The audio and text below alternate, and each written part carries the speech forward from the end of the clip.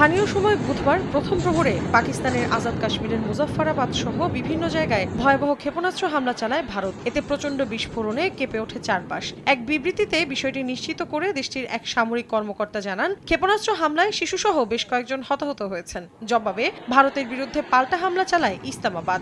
ভারতীয় সেনাবাহিনীর একটি ব্রিগেড সদর দফতর ও চেকপোস্টে হামলা চালিয়ে তা ধ্বংসের দাবি করে পাকিস্তান। পাশাপাশি কয়েকটি যুদ্ধবিমান ও ড্রোন ভূপাতিতের দাবিও তাদের। এছাড়া দুদেশের সীমান্তে চলে তীব্র গোলাগুলি।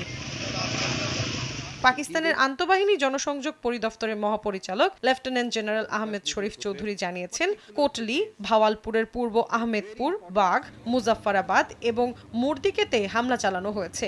আহমেদপুর এবং কোটলির দুটি মসজিদে ভারতের মিসাইল আঘাত হেনেছে বলেও দাবি করেন তিনি। আইএসপিআর আরও জানায়, ভারতের আগ্রাসনের যথাযথ জবাব দিচ্ছে পাকিস্তানের সেনারা। নিরাপত্তার স্বার্থে এরই মধ্যে পাকিস্তানের পাঞ্জাব প্রদেশে জরুরি অবস্থা জারি করেছে দেশটি। এ বিষয়ে পাকিস্তানের প্রতিরক্ষা মন্ত্রী খাজা আসিফ সংবাদ মাধ্যম ARY নিউজকে জানিয়েছেন, বেসামরিকদের লক্ষ্য করে চালানো এ হামলা কাপুরুষোচিত। ভারতের ক্ষেপণাস্ত্র হামলাকে যুদ্ধের পদক্ষেপ উল্লেখ করে তীব্র নিন্দা জানিয়েছেন দেশটির প্রধানমন্ত্রী শাহবাজ শরীফ। সামাজিক যোগাযোগ মাধ্যম এক্সের এক পোস্টে তিনি বলেন, শত্রুকে কখনোই তার ঘৃণ্য উদ্দেশ্যে সফল হতে দেয়া হবে না। এদিকে পাকিস্তানি ভূখণ্ডে ভারতীয় ক্ষেপণাস্ত্র হামলাকে লজ্জাজনক বলে আখ্যা দিয়েছেন মার্কিন প্রেসিডেন্ট ডোনাল্ড ট্রাম্প। আর টালমাটাল এ পরিস্থিতিতে গভীর উদ্বেগ প্রকাশ করেছেন জাতিসংঘের মহাসচিব আন্তোনিও গুতেরেস।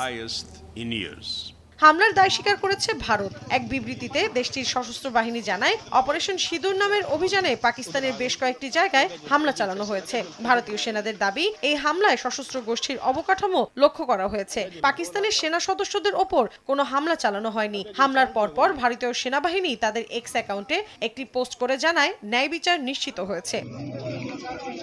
গত 22 এপ্রিল কাশ্মীরের পেহেলগামে পর্যটকদের ওপর বন্দুকধারীদের হামলায় 26 জনের প্রাণহানির পর থেকে পারমাণবিক ক্ষমতাধর দুই দেশের মধ্যে দেখা দেয় উত্তেজনা। আকাশসীমা বন্ধ, ক্ষেপণাস্ত্রের পরীক্ষা, পণ্য পরিবহন নিষিদ্ধ, সিন্ধু নদের চুক্তি বাতিল সহ একে অপরের বিরুদ্ধে পদক্ষেপ নেয় নয়াদিল্লি ও ইসলামাবাদ। এতে ক্রমেই তুঙ্গে ওঠে দুই দেশের উত্তেজনার পারদ। মৌসুমী সাথী, সময় সংবাদ।